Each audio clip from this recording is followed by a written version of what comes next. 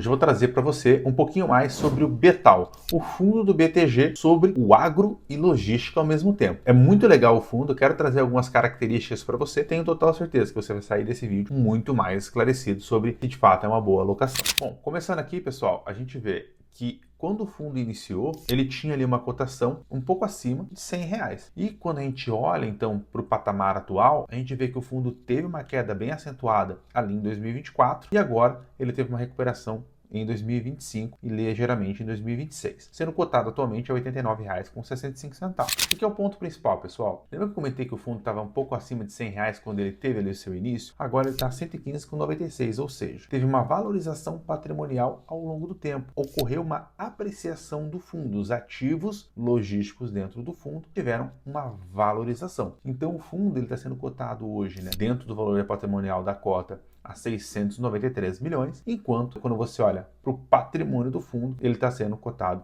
a 536 milhões, isso é o valor de mercado, ou seja, 0,78 do valor patrimonial. Então tem um desconto ali dentro, deixa eu te mostrar um pouquinho mais. Então vamos entender um pouquinho mais como que o fundo faz ali as suas alocações, tá? Primeiramente, o fundo tem 11 ativos dentro do portfólio e o tempo médio de contratos desses ativos é de 6,8 anos. Então, são contratos mais longos, a concentração é um pouquinho mais elevada ali dentro desse portfólio. Quando nós olhamos aqui então para como que está atualmente esses contratos, nós verificamos aqui que 8,5% vence até 2030, então até lá tem bastante chão para vencimentos. Já no período de 2031 a 2035, 72,8% dos vencimentos. Então traz bastante segurança porque os contratos estão mais longos, então isso faz com que automaticamente empresas que estão ali dentro do fundo consigam permanecer por um tempo mais alongado. Isso traz bastante segurança para quem está investindo, porque sabe que nos próximos 4 anos ainda vai ter locações ali dentro do portfólio. Ao mesmo tempo, nós temos ali os reajustes de maneira mais elevada em 41% no mês de fevereiro, 28% no mês de março. Então, estou gravando esse vídeo aqui no mês de março de 2026. Então, provavelmente agora nos próximos dividendos já vai vir esse reajuste de fevereiro e depois o reajuste de março também. Então, isso é bem legal, porque é onde está majoritariamente os reajustes. Então, provavelmente para quem está comprando ali em junho de 2026, vai estar tendo um dividendo já mais elevado, visto esse cenário de reajustes que vão estar sendo precificados dentro do fundo.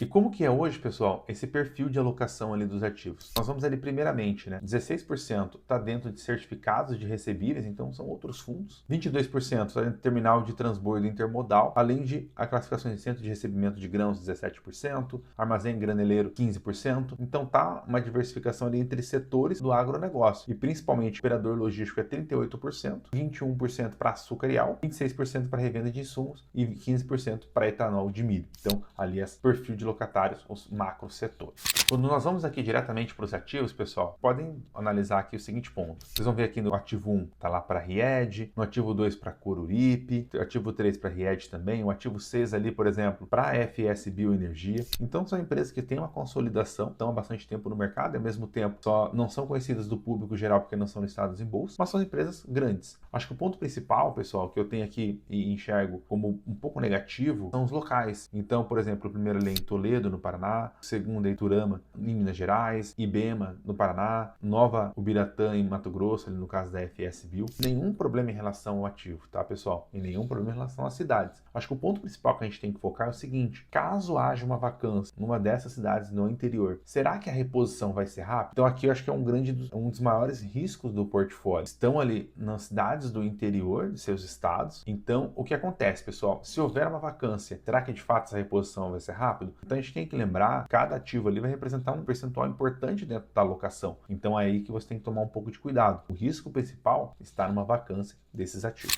Então vamos dar uma olhada aqui como que está sendo hoje as receitas e o resultado distribuído do fundo. Então a gente vê ali que hoje a receita imobiliária é 64 centavos por cota, renda fixa 22 centavos, as despesas do fundo são em 9 centavos, então o resultado do fundo ali foi de 76 centavos. O resultado distribuído, pessoal, foi R$ 1. Foi R$ 1 o provento mensal. Quando eu chegar lá em dividendos, vamos ter bastante atenção para crescimento de dividendos, mas o ponto principal é o seguinte, nesse momento aqui, é que está sendo um pouco de gordura queimada, justamente para que distribua o caixa ali, obrigatoriedade ali de distribuir 95%. Então, eles vão distribuir esse caixa. Então, esse dividendo, nesse patamar, pode não ser recorrente, fruto diretamente da receita imobiliária. Então, esse é um ponto ali de bastante atenção para que você está olhando apenas para o dividendo nesse período. Se você tem um Betal na tua carteira e quer entender um pouquinho mais sobre volatilidade, uma boa alocação e ter um crescimento de provento, eu estou deixando aqui embaixo um formulário para que eu consiga compreender um pouquinho mais como que vem sendo a sua alocação e eu quero entrar em contato contigo em seguida, para que daí sim eu consiga entender um pouquinho mais como que está o teu portfólio e te ajudar nesse momento de alocação, de proventos e também de construção de patrimônio, ou mesmo para quem está buscando ali ter uma renda passiva nesse momento para a aposentadoria de fato. Bom, quando a gente enxerga o longo prazo aqui, pessoal, eu sempre faço a comparação com o CDI, não diretamente com o IFIX, porque eu quero ter a taxa livre de risco. Então, se a pessoa aplicar em 100% do CDI, por exemplo, quanto que ela teria contra o fundo imobiliário? A gente vê ali que o fundo começou no comecinho de 2021 e desde então, mesmo somados aos proventos, né, o fundo não conseguiu andar. Quando foi agora nos últimos anos, né, 2025, aí ele andou bem, teve uma valorização muito intensa, porque tinha um desconto muito grande e ao mesmo tempo todos os ativos locados ali dentro do portfólio. Então teve essa valorização mais intensa nesse último ano, mas aí é um ponto de atenção, toma bastante cuidado, porque a gente tem a questão dos juros continuar no patamar elevado, ou se ele tiver uma queda mais acentuada, aí sim pode ter uma valorização do fundo caso essa queda de juros aconteça. Mas se não acontecer, o fundo pode sofrer um pouquinho mais, porque tem que lembrar que aquele dividendo não é recorrente. E falando de dividendos, a gente vê aqui que 2025 teve um patamar de dividendo já menor do que 2026, né, como é que de 26 começou. Acho que isso traz ali um bom reflexo, né, um bom início de ano, principalmente para quando a gente entra nessa etapa que eu gosto de trazer, que é o crescimento dos proventos. A gente vê que em 2022 teve um provento mais elevado, depois 2023 e 2024, né, teve uma queda em 2023, 2024 foi um pouquinho mais elevado, e 2025 já foi acima do que foi lá em 2022. Provavelmente, pessoal, com esse nível de dividendo que está tendo nesse ano já, 2026 vai ser um dividendo mais elevado do que 2025. Então,